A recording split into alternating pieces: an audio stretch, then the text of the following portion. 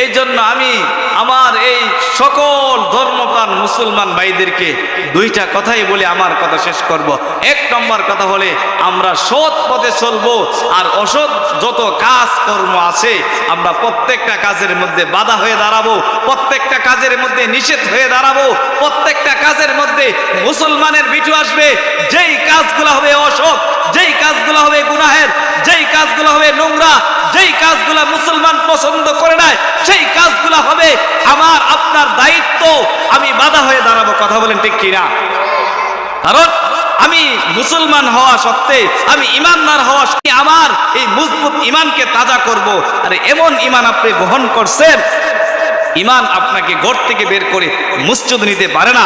এমন ইমান গ্রহণ করছেন, আপনার ইমানে আপনার একটা গান বাজনা বাধা দিতে পারে না। আপনার ইমান আপনাকে সত্য পলায়ন করতে পারে না। আপনার ইমান আপনাকে তাজা করতে পারে না। আপনি কি ইমান গ্রহণ করছেন? ইমানকে খাঁটি করেন, যে ইমান নিয়ে আপনি জান্নাতে পাড়ি দিতে হবে। ইমান আপনাকে, ইমান লইয়া আপনি কবর পাড়ি দিতে হবে, হাসর পাড়ি দিতে হবে, মিজান পাড়ি দিতে হবে, হাসরের ময়দান আপনাকে পাড়ি দিতে হবে। ইমান মজবুত করেন, কারণ ইমান নিয়েই মানুষ জান্নাতে যাবে। বেঈমান কখনো জান্নাতে যাবে না, বেঈমান কখনো জান্নাতে যাবে না। যারা পরিপূর্ণ ইমান এনেছে, পরিপূর্ণ ইমানদার হয়েছে, তাকে আল্লাহ তাআলা ডাক দিয়ে বারবার বলেন যে ইয়া আইয়ুহাল্লাযীনা আমানু, হে ইমানদার।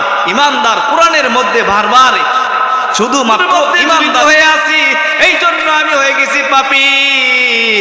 আমার আল্লাহ আমাকে কি সুযোগ করে দিয়েছেন, আমার আল্লাহ আমাকে নিষ্পাপ করে বানাইছেন, আর আমি নিজে আমার কর্মকে পাপী হইলাম।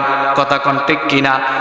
আপনি চিন্তা করে যাচাই করে দেখবেন, আমার আল্লাহ আপনাকে নিষ্পাপ বানাইছে আর আমি নিজে পাপী হয়েছি, তারপরও আমার আল্লাহ তাআলা আপনাকে সুযোগ দিয়েছে। কি সুযোগ জানো?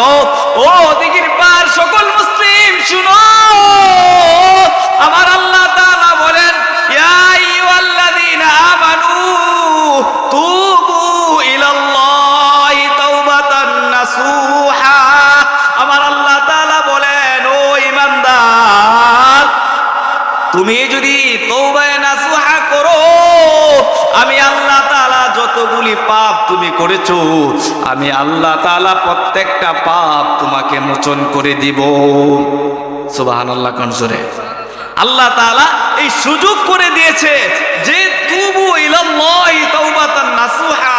যদি আমার কোনো বান্দা, আমার কোনো বান্দি যদি তাওবাতান নাসুহা করে, তওবায়ে নাসুহা করে, তাহলে আমি আল্লাহ তাআলা তার পাপগুলি, অন্যায়গুলি, অপরাধগুলি মাফ করিয়া দেই। সুবহানাল্লাহ। কত সুযোগ আমার মওলা করছে, কিন্তু আমরা হতভাগা, কপালপোড়া, আমরা নির্লজ্জ, বেহায়া, আমরা নাপাক অবস্থায়, আমরা পাপী অবস্থায় দুনিয়া থেকে বিদায় নিই। কথা কোন ঠিক কিনা? পাপ জমা হয়ে আছে দিলের ভিতরে, কলবের ভিতরে, অন্তরের ভিতরে। আমি বলবো আমার এই মেমোরি কাঠের মধ্যে জ্ঞান ঢুকাইতে, আমি আপনি সকল মানুষ জ্ঞান অর্জন করতে, বিদ্যা অর্জন করতে, কথা শিখতে গিয়া আমার কাছ থেকে, আপনার কাছ থেকে 10 বছর 20 বছর এমনভাবে কিছু সময় নষ্ট হয়েছে। আনালে আমরা কি কেউ কথা বলতে পারতাম?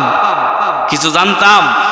আমরা এই বিদ্যার পিছনে আমরা সময় নষ্ট করছি, কিন্তু আমার আল্লাহ, আমার মাওলা বলতেছেন, ও বান্দা, আমি তোমাকে নিষ্পাপ করে বানাইলাম, তুমি পাপী হয়েছো, তুমি শয়তানের দুখাই পড়ে, শয়তানের ওয়াসওয়াসায় পড়ে, শয়তানের কুমন্ত্রণায় পড়ে, শয়তানের তাবিদারি করে, শয়তানের গোলামি করে তুমি অন্যায় করেছো, অপরাধ করেছো। আমি আল্লাহ তারপরও আরেকটা সুযোগ দিলাম, তুমি কি করবা? তাওবাতান নাসুহা তুমি গ্রহণ করো, দেখবা আমি তোমার সকল সমস্ত গুনাহ আমি মোচন করে দিব। সুবহানাল্লাহ। এই জন্য ভাই আমার, আল্লাহ তাআলা আমাকে আপনাকে তাওবাতান নাসুহা করার সুযোগ করে দেখ।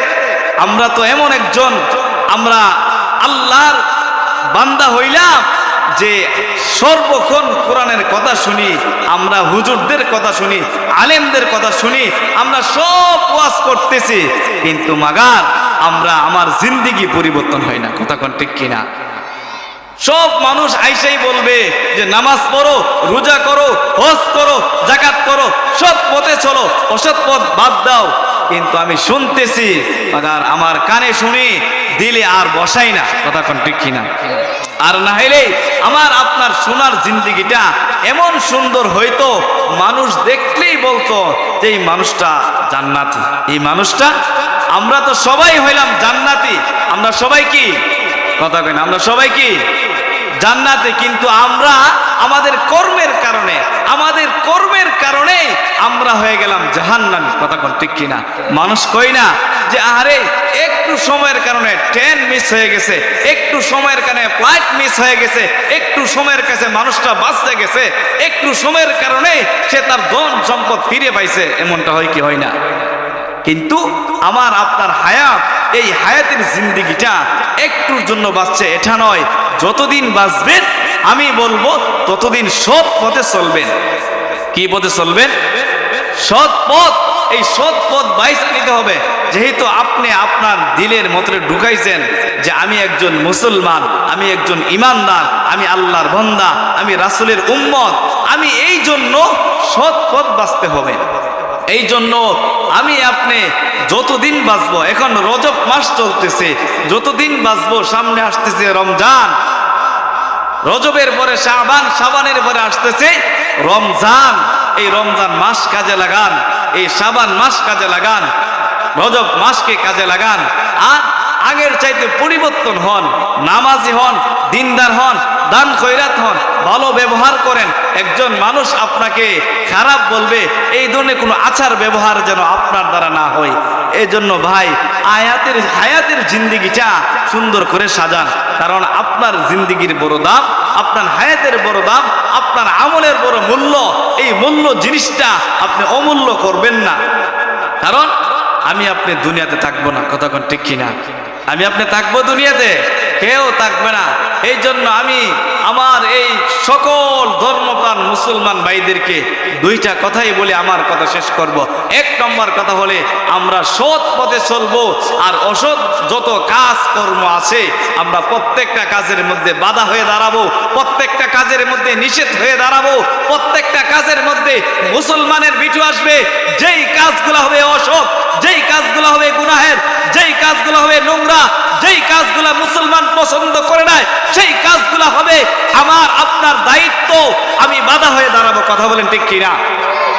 কারণ আমি মুসলমান হওয়া সত্ত্বে, আমি ইমানদার হওয়া সত্ত্বে ইমানকে তাজা করব। আরে এমন ইমান আপনি গ্রহণ করছেন, ইমান আপনাকে ঘর থেকে বের করে মসজিদ নিতে পারে না। এমন ইমান গ্রহণ করছেন, আপনার ইমানে আপনার একটা গান বাজনা বাধা দিতে পারে না। আপনার ইমান আপনাকে সত্য পলায়ন করতে পারে না। আপনার ইমান আপনাকে তাজা করতে পারে না। আপনি কি ইমান গ্রহণ করছেন? ইমানকে খাঁটি করেন, যে ইমান নিয়ে আপনি জান্নাতে পাড়ি দিতে হবে। ইমান আপনাকে, ইমান লইয়া আপনি কবর পাড়ি দিতে হবে, হাসর পাড়ি দিতে হবে, মিজান পাড়ি দিতে হবে, হাসরের ময়দান আপনাকে পাড়ি দিতে হবে। ইমান মজবুত করেন, কারণ ইমান নিয়েই মানুষ জান্নাতে যাবে। বেঈমান কখনো জান্নাতে যাবে না, বেঈমান কখনো জান্নাতে যাবে না। যারা পরিপূর্ণ ইমান এনেছে, পরিপূর্ণ ইমানদার হয়েছে, তাকে আল্লাহ তাআলা ডাক দিয়ে বারবার বলেন যে ইয়া আইয়ুহাল্লাযীনা আমানু, হে ইমানদার। ইমানদার কোরআনের মধ্যে বারবার শুধুমাত্র ইমানদার বলে আল্লাহ তাআলা ডাকেন। আর আমি আল্লাহর কথা শুনি না, আমি কেমন মুসলমান, আমি কেমন মুসলমান একবার চিন্তা করে না। আমি তো কবরে যাইতে হবে, আমি তো এই কবর পাড়ি দিতে হবে। কথা বলেন ঠিক কিনা? আল্লাহ তাআলা আমাকে আপনাকে ইহার উপর যেন আমল করতে পারি সেই তৌফিক